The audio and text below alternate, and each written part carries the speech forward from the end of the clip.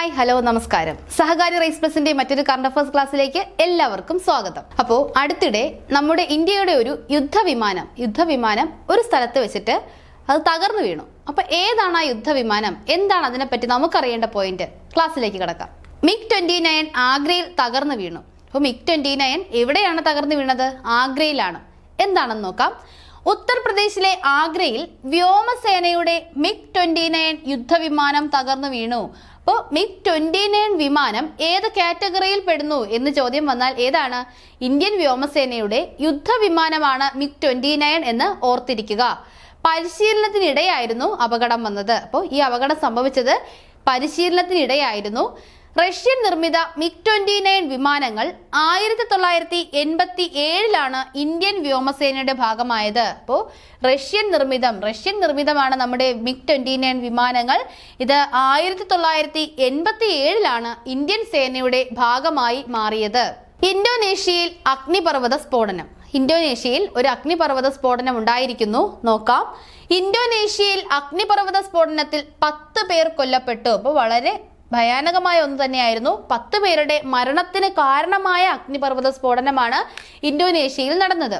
വിദൂരത്തിലുള്ള floors ദ്വീപിലെ mount ലെവോട്ടോബിലാക്കിയിലാണ് അഗ്നിപർവ്വത സ്ഫോടനം ഉണ്ടായത്. ഇന്തോനേഷ്യൻ പേരാണ്.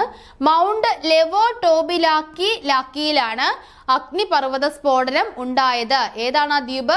ഫ്ലോർസ് ദ്വീപ് ഇന്തോനേഷ്യയിലാണ് എന്നുകൂടി ഓർക്കുക. അടുത്ത വളരെ ഇമ്പോർട്ടൻ്റ് ആയിട്ടുള്ള ഒന്നാണ് സൂപ്പർ ആപ്പ്. നമുക്കൊരു പുതിയ ആപ്പ് വന്നിട്ടുണ്ട്. എന്താണെന്ന് നോക്കാം. ട്രെയിൻ ടിക്കറ്റ് ബുക്ക് ചെയ്യുന്നത് മുതൽ ഭക്ഷണം ഓർഡർ ചെയ്യുന്നത് വരെ എല്ലാ സേവനങ്ങളും ഒറ്റ ആപ്പിൽ വരുന്നു. സൂപ്പർ മൊബൈൽ ആപ്ലിക്കേഷൻ അഥവാ സൂപ്പർ ആപ്പ്. അപ്പോൾ എന്താണ് സൂപ്പർ മൊബൈൽ ആപ്ലിക്കേഷൻ അഥവാ സൂപ്പർ ആപ്പ് എന്ന് പറയുന്നത്? എന്താണ്? നമുക്കറിയാം, നമ്മൾ ഒരു ട്രെയിൻ യാത്ര നടത്തുമ്പോൾ നമ്മൾ ആദ്യം എന്ത് ചെയ്യും? ഏതെങ്കിലും ഒരു ആപ്ലിക്കേഷനിൽ കയറുന്നു, നമ്മൾ ട്രെയിൻ ടിക്കറ്റ് ബുക്ക് ചെയ്യുന്നു. പണ്ടൊക്കെ ആണെങ്കിൽ എന്ത് ചെയ്യും? നേരെ പോയി റെയിൽവേ സ്റ്റേഷനിൽ പോയി ടിക്കറ്റ് എടുക്കുക. ഇപ്പോൾ അങ്ങനെയല്ല. എല്ലാം ഓൺലൈനാണ്. എല്ലാം ലോകം വിരൽത്തുമ്പിൽ എന്ന് പറയുന്നത് പോലെ എല്ലാം നമ്മുടെ കയ്യിലാണ്. നമ്മുടെ കയ്യിലുള്ള സ്മാർട്ട് ഫോണിനകത്താണ് നമ്മളെല്ലാം കരുതി വെച്ചിരിക്കുന്നത്. അപ്പോൾ നമ്മൾ ഫോൺ എടുക്കുന്നു, ഒരു ആപ്പ് ഡൗൺലോഡ് ചെയ്യുന്നു, അല്ലെങ്കിൽ ഓൾറെഡി നമുക്ക് എക്സിസ്റ്റ് ആയിട്ടുള്ള ഒരു ആപ്പ് എടുക്കുന്നു. അതിൽ നിന്നും നമ്മൾ ട്രെയിൻ ടിക്കറ്റ് ബുക്ക് ചെയ്യുന്നു. എന്നിട്ട് ട്രെയിനിൽ കയറുന്നു. നമുക്ക് ഫുഡ് വേണം. നമ്മൾ എന്ത് ചെയ്യുന്നു? വേറൊരു ആപ്പ് എടുക്കുന്നു. ആ ആപ്പിൽ നിന്നും ഫുഡ് ഓർഡർ ചെയ്യുന്നു. അതിൻ്റെ അടുത്ത സ്റ്റേഷനിലോ നമുക്ക് ഫുഡ് ഡെലിവർ ആയി കിട്ടുന്നു. അപ്പോൾ ഇതാണ് സാധാരണഗതിയിൽ നടന്നു പോകുന്നത്.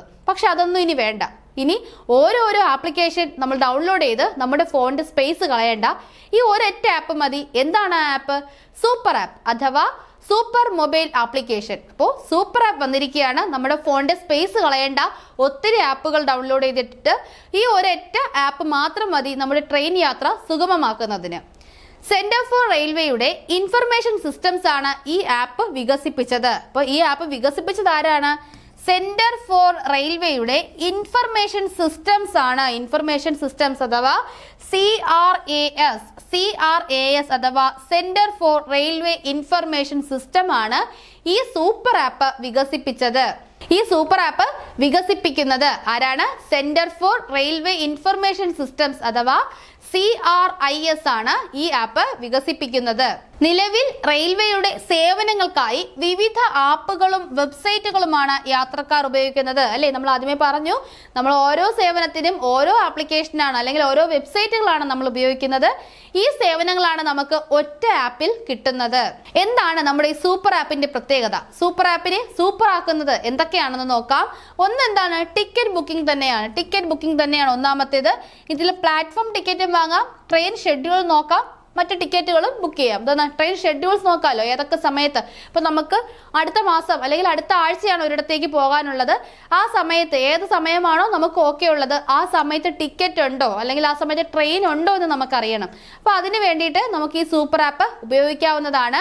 IRCTC സംവിധാനങ്ങളുമായി ചേർന്നാകും ഇതിന്റെ പ്രവർത്തനം. പല ആപ്പുകളും ഫോണിൽ ഇൻസ്റ്റാൾ ചെയ്യേണ്ടതില്ല. അപ്പോൾ ഇത് തന്നെയാണ് ഏറ്റവും വലിയ പ്രത്യേകത. നമ്മൾ ഒരുപാട് ആപ്ലിക്കേഷൻസ് ഫോണിൽ ഇൻസ്റ്റാൾ ചെയ്ത് നമ്മുടെ സ്റ്റോറേജ് തീർക്കണ്ട. നമുക്ക് ഈ ഒരൊറ്റ ആപ്പ് മാത്രം മതിയാകും. അടുത്ത മറ്റൊരു വലിയ വാർത്തയാണ്, ചെറിയ വാർത്തയാണ് നമുക്കറിയാനുള്ളത്. ലോകത്തെ ഏറ്റവും ചെറിയ രാജ്യം. അപ്പൊ നമ്മളോട് സാധാരണഗതിയിൽ ഏതാണ് ലോകത്തിലെ ഏറ്റവും ചെറിയ രാജ്യം എന്ന് ചോദിച്ചാൽ നമ്മൾ എന്ത് പറയും? കണ്ണടച്ചുകൊണ്ട് പറയും, ഉറക്കത്തിൽ കിടന്ന് തന്നെ വിളിച്ചുണർത്തിയാലും പറയും എന്നൊക്കെ പറയുന്നത് പോലെ നമ്മൾ ഏത് രാജ്യം എന്ന് പറയും? Vatican city. വത്തിക്കാൻ സിറ്റിയാണ് ലോകത്തിലെ ഏറ്റവും ചെറിയ രാജ്യം എന്ന് പറയും. അപ്പൊ ഇനി ആരും കണ്ണടച്ചുകൊണ്ടോ ഉറക്കത്തിൽ കിടന്നുകൊണ്ടോ വത്തിക്കാൻ സിറ്റിയുടെ പേര് പറയണ്ട, അത് മാറ്റിയിരിക്കുകയാണ്, അതിന് മാറ്റം വന്നു. പുതിയൊരു രാജ്യം ഉണ്ടാകാൻ പോവുകയാണ്. അത് ലോകത്തിലെ ഏറ്റവും ചെറിയ രാജ്യമായി മാറുകയാണ്. ഏതാണെന്ന് നോക്കാം. ലോകത്തിലെ ഏറ്റവും കുഞ്ഞൻ രാഷ്ട്രമാകാൻ ബെക്താഷി ഒരുങ്ങുന്നു. ഏതാണത്? ബെക്താഷി. ബെക്താഷിയാണ് ഇനി അടുത്ത് വരാൻ പോകുന്ന ലോകത്തിലെ ഏറ്റവും ചെറിയ രാജ്യം. ഇവിടെ കാണിച്ചിരിക്കുന്നുണ്ട്, നമ്മൾ മൈക്രോസ്കോപ്പ് വെച്ച് നോക്കും പോലെയാണ് ഇവിടെ കാണിച്ചിരിക്കുന്നത്. കാര്യം അത്രയും ചെറിയൊരു രാജ്യമാണ് Bektashi. Sovereign state of Bektashi order എന്നായിരിക്കും ഈ രാജ്യത്തിന്റെ പേര്. എന്താണ്? Sovereign state of Bektashi order. ഇതൊരു സോവറിൻ സ്റ്റേറ്റ് ആണ്. Sovereign state of Bektashi order. ഇതിന്റെ വിസ്തൃതി വരുന്നത് കേവലം 27 ഏക്കർ ആണ്.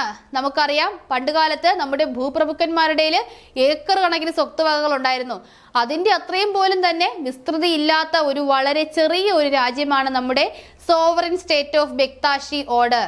അൽബേനിയയുടെ തലസ്ഥാനമായ ടിരാനയുടെ കിഴക്ക് അധിവസിക്കുന്ന സുഫി മുസ്ലിം ന്യൂനപക്ഷമായ ബെക്താഷികൾക്ക് സ്വന്തമായൊരു രാജ്യം നൽകുമെന്ന് അൽബേനിയൻ പ്രധാനമന്ത്രി എഡി രാമ UN പൊതുസഭയിൽ അറിയിച്ചിരുന്നു. അപ്പൊ എന്താണ്? ന്യൂനപക്ഷമാണ് നമ്മുടെ ഈ ബെക്താഷി, അവർക്ക് സ്വന്തമായിട്ടൊരു രാജ്യം നൽകുമെന്ന് അൽബേനിയയുടെ പ്രധാനമന്ത്രിയായ എഡി രാമ UN പൊതുസഭയിൽ അറിയിച്ചിരുന്നു. നമുക്ക് ചോദ്യം വരാം, ആരാണ് അൽബേനിയയുടെ നിലവിലെ പ്രധാനമന്ത്രി? ആരാണ്? എഡി രാമ. നമുക്ക് പെട്ടെന്ന് പിടികിട്ടുന്ന പേരാണ്. എഡി രാമയാണ് അൽബേനിയയുടെ നിലവിലെ പ്രധാനമന്ത്രി. മറ്റൊരു ചോദ്യവും കൂടി ഈ ഒരു സ്റ്റേറ്റ്മെന്റിൽ ഒളിഞ്ഞു കിടപ്പുണ്ട്. എന്താണത്? അൽബേനിയയുടെ തലസ്ഥാനമായ ടിരാന. അൽബേനിയയുടെ തലസ്ഥാനം. അപ്പൊ രാജ്യങ്ങൾ, ലോകരാഷ്ട്രങ്ങളും അവയുടെ തലസ്ഥാനങ്ങളും നമ്മുടെ ചോദ്യങ്ങളിൽ ഇടം പിടിച്ചിട്ടുണ്ട്. അപ്പോൾ അത്തരത്തിലൊരു ചോദ്യം വരികയാണെങ്കിൽ ചോദിക്കാൻ പറ്റിയതാണ് അൽബേനിയയുടെ തലസ്ഥാനം ഏത്? ഏതാണ്? ടിരാനയാണ്. അൽബേനിയയുടെ പ്രധാനമന്ത്രി ആരാണ്? എഡി രാമയാണ്. ലോകത്തിലെ ഏറ്റവും ചെറിയ രാജ്യം ഏത്? ഏതാണ്? വത്തിക്കാൻ സിറ്റി ആണോ? ഇനി നിങ്ങൾ വത്തിക്കാൻ സിറ്റി പറയൂ. ഇല്ല, വത്തിക്കാൻ സിറ്റി അല്ല, അത് മാറാൻ പോവുകയാണ്. ബെക്താഷി ആണ്. Sovereign state of Bektashi order ആണ് ഇനി വരുന്ന ഏറ്റവും ചെറിയ രാജ്യം. പ്രധാനമന്ത്രിയുടെ തീരുമാനം രാജ്യത്തിന്റെ പാർലമെന്റ് അംഗീകരിക്കുന്നതോടെ സ്വന്തമായി പാസ്പോർട്ടും അതിർത്തിയുമുള്ള സ്വതന്ത്ര പരമാധികാര രാഷ്ട്രമായി ബെക്താഷി മാറും. നമ്മുടെ ഇന്ത്യയൊക്കെ പോലെ നമുക്ക് പാസ്പോർട്ട് ഉണ്ട്, നമുക്ക് വ്യക്തമായ അതിർത്തിയുണ്ട്, പരമാധികാരമുണ്ട്. പരമാധികാരം, സ്വതന്ത്ര പരമാധികാര രാഷ്ട്രം. എന്താണ്? ആ രാഷ്ട്രത്തിന്റെ എല്ലാ കാര്യങ്ങളും ആ രാജ്യത്തിന് തന്നെ തീരുമാനിക്കാം എന്ന രീതിയിൽ ഒരു സ്വതന്ത്ര പരമാധികാര രാഷ്ട്രമായിട്ടാണ് ബെക്താഷി മാറാൻ പോകുന്നത്. അൽബേനിയയിലെ 50% മുസ്ലിങ്ങളിൽ 10% ബെക്താഷിയിലാണുള്ളത്. എന്താണ്? അൽബേനിയയിലെ 50% മുസ്ലിങ്ങളിൽ 10% ബെക്താഷിയിലാണുള്ളത്. ബെക്താഷി വർഗത്തിൽപ്പെട്ടവരാണ് അൽബേനിയയിലെ 50% മുസ്ലിങ്ങളിൽ 10%. അടുത്തത് പുതിയ രക്തഗ്രൂപ്പ് കണ്ടെത്തി. പുതുതായിട്ട് ഒരു രക്തഗ്രൂപ്പ് കണ്ടെത്തിയിരിക്കുകയാണ്. ഏതാണെന്ന് നോക്കാം. വൈദ്യശാസ്ത്ര രംഗത്ത് പുരോഗതി സൃഷ്ടിച്ചുകൊണ്ട് പുതിയ രക്തഗ്രൂപ്പ് കണ്ടെത്തി. ബ്രിട്ടനിലെ NHS ശാസ്ത്രജ്ഞർ കണ്ടെത്തിയ രക്തഗ്രൂപ്പിന് MAL അല്ലെങ്കിൽ മാൽ എന്നാണ് നാമകരണം ചെയ്തിരിക്കുന്നത്. MAL അല്ലെങ്കിൽ മാൽ എന്നാണ് പുതുതായി കണ്ടെത്തിയ രക്തഗ്രൂപ്പിന്റെ പേര്. NHS blood and transplant. എന്താണ്? NHS blood and transplant, Bristol university എന്നിവിടങ്ങളിലെ ഗവേഷകരാണ് ഇതിന് പിന്നിൽ പ്രവർത്തിച്ചത്. NHS blood and transplant, Bristol university എന്നിവിടങ്ങളിലെ ഗവേഷകരാണ് ഇതിന് പിന്നിൽ പ്രവർത്തിച്ചത്. 1972 കണ്ടെത്തിയ ANWJ ആന്റിജനിൽ നടത്തിയ പരീക്ഷണങ്ങളാണ് 50 വർഷത്തിന് ശേഷമുള്ള പുതിയ കണ്ടെത്തലിലേക്ക് നയിച്ചത്. അപ്പോൾ 50 വർഷത്തിന് ശേഷമാണ് ഇത്തരത്തിലൊരു പുതിയ കണ്ടെത്തൽ ഉണ്ടായിരിക്കുന്നത്. 1972 കണ്ടെത്തിയ ഒരു ആന്റിജനാണ് ANWJ. അപ്പോൾ ആ ആന്റിജനിൽ നടത്തിയ പരീക്ഷണങ്ങളാണ് ഈ ഒരു പുതിയ ബ്ലഡ് ഗ്രൂപ്പ്, മാൽ എന്ന പുതിയ ബ്ലഡ് ഗ്രൂപ്പിന്റെ കണ്ടെത്തലിലേക്ക് നയിച്ചത്. ലോകമെമ്പാടുമുള്ള ഒട്ടേറെ അപൂർവ രോഗികൾക്ക് പ്രയോജനപ്രദമാകുന്ന കണ്ടെത്തലാണിത്. അപൂർവ രക്തഗ്രൂപ്പ് ഉള്ളവരെ കണ്ടെത്താനും രക്തം നൽകുമ്പോഴും സ്വീകരിക്കുമ്പോഴും സംഭവിക്കാവുന്ന പ്രയാസങ്ങൾ പരിഹരിക്കാനും പുതിയ കണ്ടെത്തൽ സഹായകമാകും. നമുക്കറിയാം, നമ്മൾ ബ്ലഡ് നൽകുമ്പോഴും നമ്മൾ ബ്ലഡ് സ്വീകരിക്കുമ്പോഴും ചില പ്രശ്നങ്ങളുണ്ട്. ആ പ്രശ്നങ്ങൾക്കൊക്കെ ഒരു പരിഹാരം കൂടിയാണ് ഈ പുതിയ ഒരു കണ്ടെത്തൽ. അമേരിക്കൻ സൊസൈറ്റി ഓഫ് ഹെമറ്റോളജിയുടെ ജേണലായ ബ്ലഡിലാണ് ഇത് സംബന്ധിച്ച പഠനം പ്രസിദ്ധീകരിച്ചത്. ഇനി നമുക്ക് മറ്റു ചില ആനുകാലിക വാർത്തകളിലേക്ക് കടക്കാം. പ്രായോഗിക പ്രവർത്തനങ്ങളിലൂടെയും വിശകലനത്തിലൂടെയും കുട്ടികൾ ശാസ്ത്രബോധം വർദ്ധിപ്പിക്കുക എന്നത് ലക്ഷ്യമിടുന്ന പദ്ധതിയാണ് മഴവില്ല്. അപ്പോൾ എന്താണ് മഴവില്ല് പദ്ധതി? പദ്ധതികൾ നമുക്ക് വളരെ ഇമ്പോർട്ടൻ്റ് ആണ്. ഞാൻ എല്ലാ ക്ലാസ്സിലും പറയുന്നതാണ്. പദ്ധതികൾ എല്ലാവരും കൃത്യമായി പഠിച്ചിരിക്കുക. നമുക്ക് തിരിഞ്ഞു പോകാൻ ചാൻസ് ഉള്ളതാണ് പദ്ധതികൾ തമ്മിൽ. അപ്പോൾ അതുകൊണ്ട് വ്യക്തമായിട്ട് തന്നെ പഠിക്കുക. പ്രായോഗിക പ്രവർത്തനങ്ങളിലും വിശകലനത്തിലൂടെയും കുട്ടികളിൽ ശാസ്ത്രബോധം വർദ്ധിപ്പിക്കുക എന്നത് ലക്ഷ്യമിട്ടുള്ള പദ്ധതിയാണ് മഴവില്ല്. മൃദംഗ വിദ്വാൻ വി കമലാകർ റാവു അന്തരിച്ചു. മൃദംഗ വിദ്വാൻ വി കമലാകർ റാവു അന്തരിച്ചു. അപ്പൊ ഇത് നമുക്ക് വരുന്ന ചോദ്യമാണ്. അടുത്തിടെ അന്തരിച്ച മൃദംഗ വിദ്വാൻ ആരാണ്? വി കമലാകർ റാവു. മറ്റൊരാളാണ് ഇതിഹാസ സാരംഗി താരം പണ്ഡിറ്റ് റാം നാരായൺ അന്തരിച്ചു. മറ്റന്തരിച്ചൊരു വ്യക്തിയാണ് ഇതിഹാസ സാരംഗി താരമായ പണ്ഡിറ്റ് റാം നാരായണൻ അന്തരിച്ചു. പണ്ഡിറ്റ് റാം നാരായണൻ അന്തരിച്ചു. ക്വാളിറ്റി സർക്കിൾ ഫോറം ഓഫ് ഇന്ത്യയുടെ പ്രവർത്തന മികവിനുള്ള നാഷണൽ ഗോൾഡ് അവാർഡ് ലഭിച്ച അന്താരാഷ്ട്ര വിമാനത്താവളമാണ് നമ്മുടെ തിരുവനന്തപുരം അന്താരാഷ്ട്ര വിമാനത്താവളം. എന്താണ്? ക്വാളിറ്റി സർക്കിൾ ഫോറം ഓഫ് ഇന്ത്യയുടെ അല്ലെങ്കിൽ QCFIയുടെ പ്രവർത്തന മികവിനുള്ള നാഷണൽ ഗോൾഡ് അവാർഡ് ലഭിച്ച അന്താരാഷ്ട്ര വിമാനത്താവളമാണ് തിരുവനന്തപുരം അന്താരാഷ്ട്ര വിമാനത്താവളം. കുറഞ്ഞ വരുമാനമുള്ള കുടുംബങ്ങൾക്ക് പ്രതിവർഷം 3 സൗജന്യ ഗ്യാസ് സിലിണ്ടറുകൾ പ്രതിവർഷം 3 സൗജന്യ ഗ്യാസ് സിലിണ്ടറുകൾ ഉറപ്പാക്കുന്ന ദീപം 2 പദ്ധതി. എന്താണ് ആ പദ്ധതി? ദീപം 2 പദ്ധതി ആന്ധ്രാപ്രദേശ് മുഖ്യമന്ത്രി ചന്ദ്രബാബു നായിഡു ഔദ്യോഗികമായി ആരംഭിച്ചു. അപ്പോൾ ദീപം 2 പദ്ധതി വന്നിരിക്കുന്നത് ആന്ധ്രാപ്രദേശിലാണ്.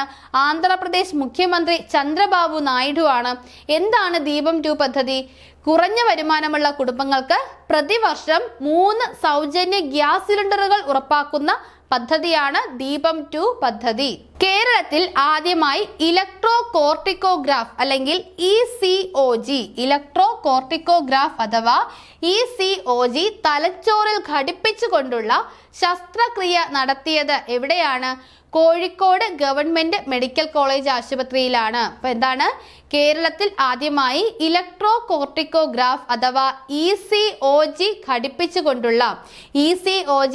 തലച്ചോറിൽ ഘടിപ്പിച്ചുകൊണ്ടുള്ള ശസ്ത്രക്രിയ നടത്തിയത് കോഴിക്കോട് ഗവൺമെന്റ് മെഡിക്കൽ ആശുപത്രി MCH. ഓക്കെ.